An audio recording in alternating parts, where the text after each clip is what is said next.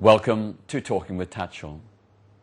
When it comes to Iran, the West is obsessed with Tehran's nuclear program, but shows very little concern about the human rights abuses that are taking place in that country and the people's struggle for democracy and human rights.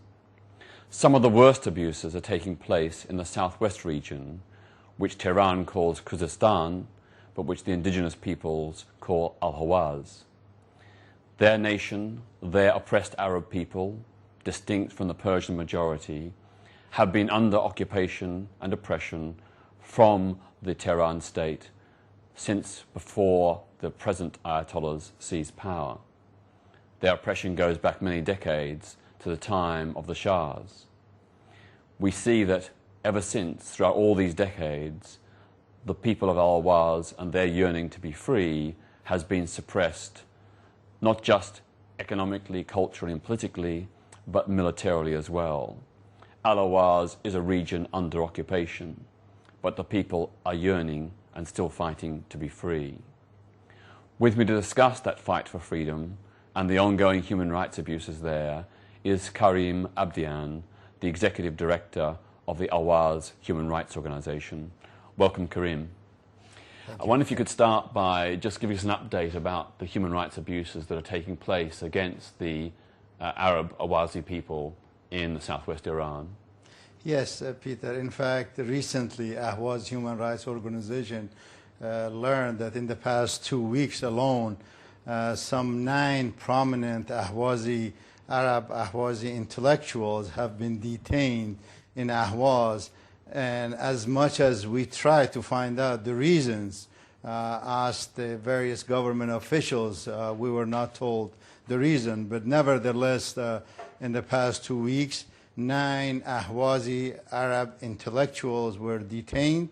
Their families told us that they don't know where they are, and so we are following their cases. And this is seems to be part of Tehran's ongoing tactic to intimidate Ahwazi nationalist voices, people who have committed no crime, but simply voice an expression for the right of the Ahwazi people to have self-determination. That is indeed the case. In the case of these 9, they seem to be professionals, people, and they have been detained for the mere fact that they are Ahwazis, they are intellectuals, and they have not committed any crimes. Moreover, it seems that, as you rightfully said, intimidation, as in the past few months, Iran seemed to have backed up when after the outrage that was created by the international community after the 17 execution, public execution of Arabs. So these 9 are the ones that we're following their cases. Additionally, we are following the case of Mr. Mohammed Hossein Falahiyeh. He is a prominent television journalist that was part of the Iran's Arab broadcast Al-Alam. He was the TV broadcaster in Dubai, but he was given 3-year sentence, and he is currently undergoing torture, according to his family, his son and his wife. We have contacted.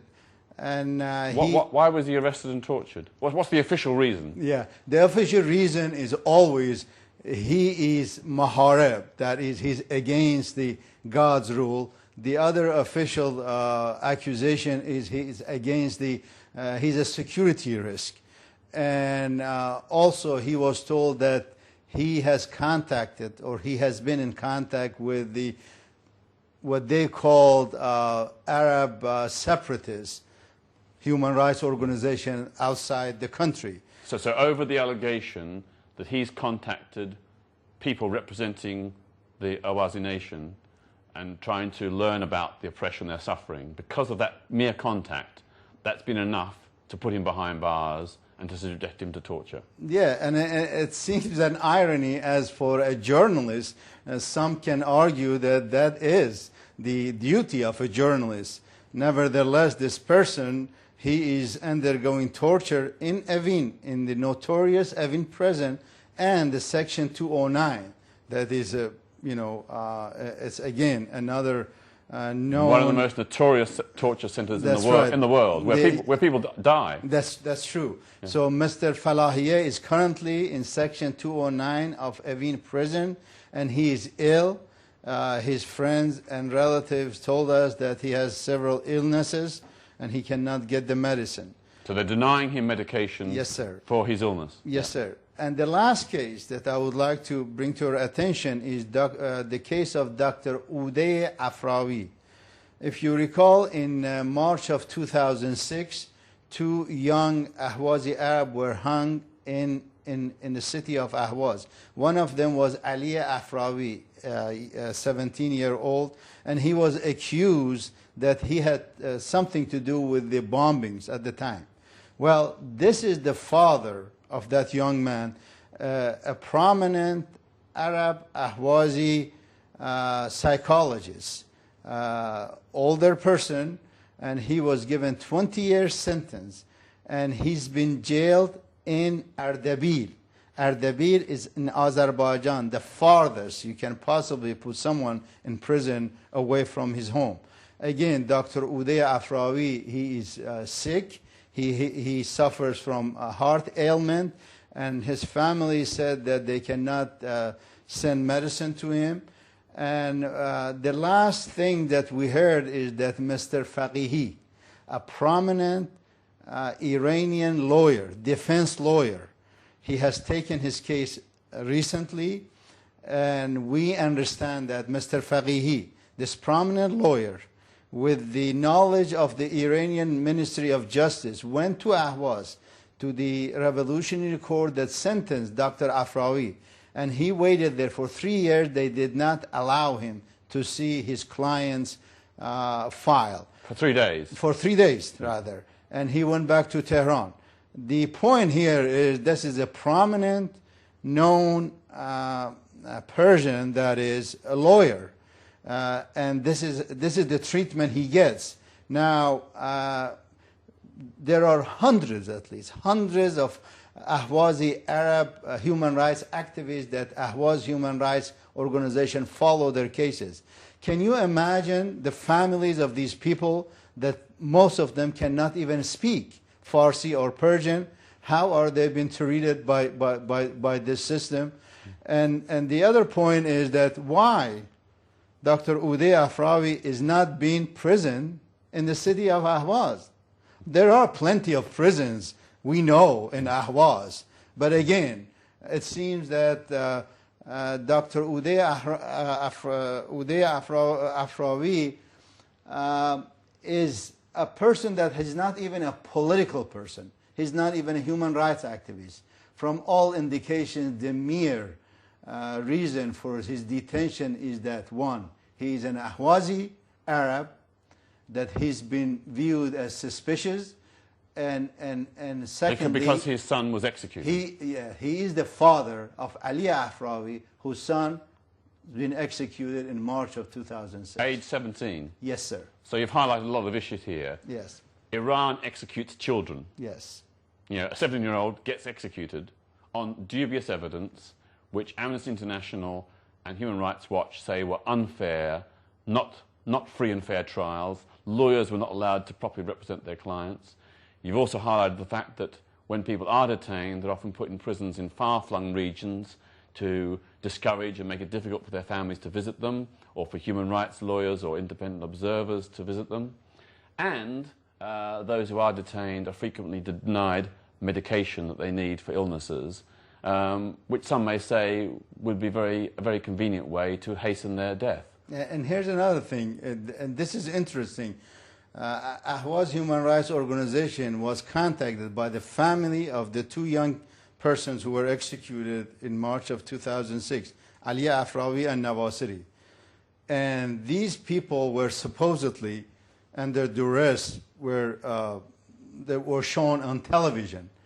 Their family said that we see that they're wearing glasses. These people have never wore glasses. Apparently, the regime was trying to show that these people are older than they were. And they were forcefully putting glasses on them and to give the perception that these are older. And that somewhat, although you cannot say it's funny, but under the circumstances, you can see to what degree, how far the regime goes to mask its behavior. Yeah. Do we have any idea how many political prisoners there are in Ahwaz? Yeah. Or how many Ahwazis have been detained and are currently in prison? No, we don't know for certain. We have a list of hundreds, at least hundreds. List of at least 700, 750, close to 100, 800 that known Ahwazi human rights activists, political activists. And these are the people... These are peaceful, lawful activists who are operating within the Iranian constitution. Yes, sir. In fact, some of them very distinctly, they have said, we are fighting for the rights to study our own mother language, Arabic. And that is part of the Iranian constitution. The Iranian constitution, Article 5, allows and in fact stipulates that although the lingua franca of the country, the official language is Farsi, it's Persian, the state allows regional languages to be spoken. Yet these people are in prison as we speak for that very reason. And also the Iranian constitution allows for some sort of autonomy. Article 19 of an Iranian constitution again stipulates that certain people who live in certain parts of the country are allowed to have autonomy to a certain extent. And most of these people that we follow their cases, human rights, Ahwazi Arab human rights activists, are working within the Iranian constitution, and yet some of these people get 20, 25, 30, or life imprisonment for that charge. Mm.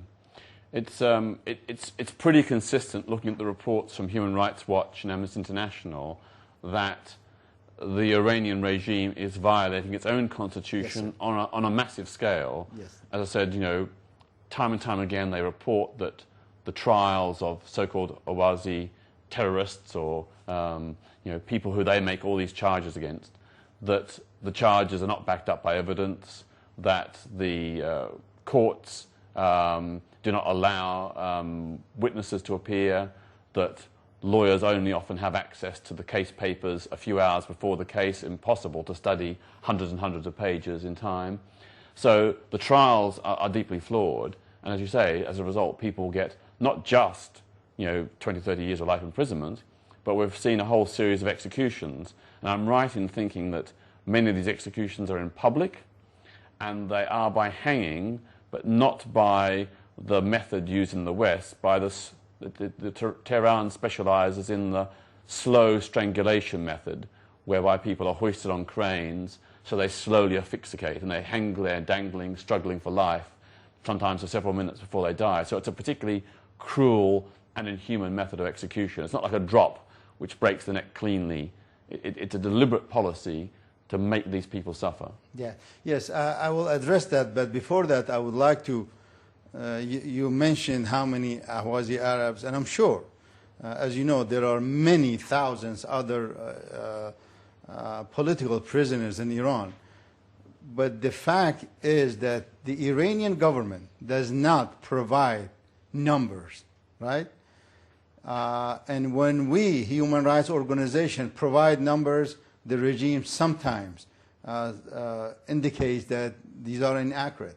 On the other hand, the United Nations Special Rapporteur for Torture, Professor Philip Alston, and I have spoken with his staff, that he supposedly has an open invitation by the Iranian government. But in fact, in the past 2 years, Professor Alston wanted to go to Iran on behalf of the United Nations to look into some of these cases that you and I have talked about. He is not being allowed.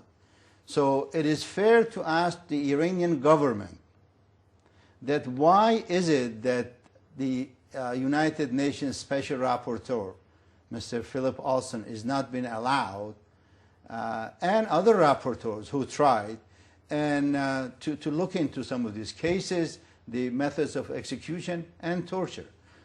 As far as the methods of execution, since spring of 2006 until February of 2007, at least 17 Ahwazi Arab human rights and political activists have been executed, as you indicated, by using construction cranes. On some other cases, they have put these people on a platform, 4 or 5 or 3 at a time, and then suddenly they pulled away the platform and they kept dangling, and which is a cruel way of. Death is bad at any of its form, but that is truly... Their policy, the Iranian government's policy, is to make the death of these people as prolonged and painful as possible. It's calculated barbarism. And this is in the public, and they usually invite large crowds. Children watch these brutal display of hanging and execution, which is really, it's incredible, the image and the impression that leaves with children. But nevertheless, in some cases, they have executed, in the case of 2 recent cases, the Iranians apparently fearing people taking pictures, and nowadays through the internet, sending them outside, they have started executing political prisoners inside prisons. Again, using either cranes or any other methods, but inside the confines of the prison. In the case of Ahwazi Arabs, Karun prison is a very well-known place that most execution takes place.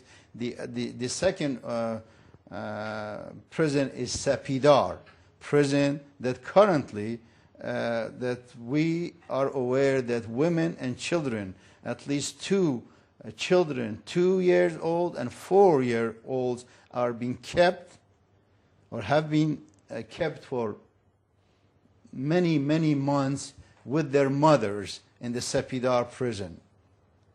And the reason for that is because the fathers and husbands are Ahwazi activists. They've gone on the run into hiding. Tehran can't find them, so it's effectively holding the wives and the children as hostages to force the husbands and fathers to surrender, so that they will then face trial, imprisonment, and possible execution. Yes, in the case of those 2 ladies, they have contacted, they made the wives contact the husbands who are outside the country, and the children and the wives telling their husband that if they do not return, that we will be executed, will be hung, and so on. So these things are going on, and I mean, it's absolutely unbelievable that any regime could do this in the 21st century. And again, this is for the regime, the Iranian regime, to prove or allow the international community to say fact-finding missions. Yeah. But those 2 individuals are both teachers in public school in Ahwaz. To the knowledge of the Ahwaz Human Rights Organization, they have not committed any crimes. At best, they were political activists wanting such a things as that we want to share the oil wealth. The Al-Ahwaz or Khuzestan, that area that the 5 million Ahwazi Arab that are concentrated in this province of some 250 to 300 square kilometers produces 90% of Iran oil, some $55 billion a year. One of the... But it's also, I'm right, one of the poorest regions of the country. It's got this fabulous wealth which sustains the whole Iranian economy, but it's the poorest. You know, people I'm right in one of the UN special rapporteurs visited the region and described it as being like a destitute African nation. Yes, Mr. Milun Kothari, the United Nations rapporteur for housing, he visited the region, and they only allowed him a very short period of time. But in that period of time, his report indicates that these are the people, millions of people living in shanty towns without basic services like water, electricity, a sewer system. They live in open sewers, and these are Mr. Kothari's exact words. And he says that we look around and there are refineries and oil wells all around us. Yes, there abject poverty. In fact, the Ahwaz Human Rights Organization has cases of starvation. People are starving. Ahwazi Arab people are starving. And on the other hand, in the past several years, the movement, the civil movement that grew since 2005, it started with supporting a bill, a legislation that was brought up by 4 Ahwazi MPs in the Iranian Majlis to allocate 1.5% of the oil money for the development of the region. This year, for the 3rd time, that bill, that piece of legislation was defeated in Iranian parliament. So these are the demands of these people, to speak their own language, to study in their own language, to participate in the political process, to get 1.5% of the oil. Yet the Iranian regime across the board invariably tags these people with separatists. These are the followers of the imperialist West. These are Wahhabis. These are, they are the security risk against the integrity of the country. And these are usually the charges that are labeled not only Arabs, but the Baluchis, the Kurds, the Azerbaijanis, and others. I think we know that the Iranian government has a very long record of pinning false charges against dissidents and people who don't go along with its particular policy edicts. You know, charges of terrorism, kidnapping, sodomy, alcoholism, drug-taking, spying. These are all standard charges they throw at anyone who doesn't follow Tehran's line. In the remaining moments we've got, I'd just like to ask you, what is your view about the whole issue of self-determination? Obviously, the fundamental principle is that the Ahwazi people ought to have the right to self-determination. Is there, as the Iranian government says, a demand for independence, or is it for self-government? No, it is for self-government. The government of Iran should go back and check its own record. Right after the revolution in 1971, 79, I'm sorry, the Arabs participated, especially Arab workers, oil workers, participated in the downfall of the previous regime. Of the Shah. Of the Shah. Their demand, the 12-point demands was given to Ayatollah Khomeini and Mr. Bazargan, then the Prime Minister, and Mr. Ibrahim Yazdi, who's living now, who used to be the Foreign Ministry. Their demands was the autonomy, the local autonomy, cultural autonomy, participation in the political process, in the economic process. But they were refused. Now, those demands still exist. So what the Iranians are saying, this is about separatism and secession. This is not true. It's about the right to self-government within Iran. That's right, to have their own parliament, to have their own representatives, to share the resources, to have their own police and their own justice system, and to study their own language. It's ironic that, you know, progressive people around the world defend the right of the Arabs in Palestine to self-government and self-autonomy, yet the Arab League remains totally silent about the suffering of the Arab people of Iran.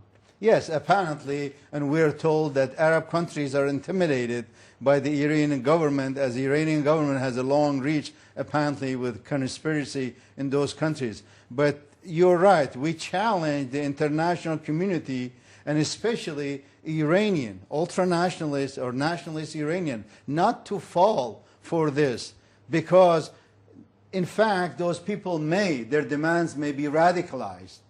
You know, it has been 28 years that those demands, if they are not met, then maybe that the future will be secession. But that is who is to blame? The Iranian government, who is responding with such brutality, absolute repression, oppression of unprecedented magnitude, and what it is people that supposed to do in response.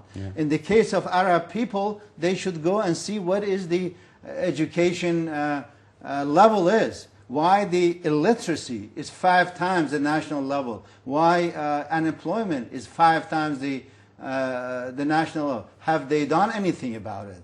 Why they have tried to put people in prison, people who wear their traditional kafiyeh or traditional Arab dress. Yeah, it is a shocking catalogue of economic, cultural and political subjugation. Well, I thank you very much. I'm sure that you would probably agree with me that despite all this oppression, we don't want the West to invade. That would just play into the hands of President Ahmadinejad. He would use that as an excuse to further crack down on dissent and minorities like the Ahwazis. The best thing we can do is to help the Ahwazi people, and indeed all the people of Iran who are struggling for justice, democracy and human rights, to help them free themselves. So thank you, Karim. You're quite welcome. Thank all of you for joining me. I ask you to join me again next week for another edition of Talking with Tatchell.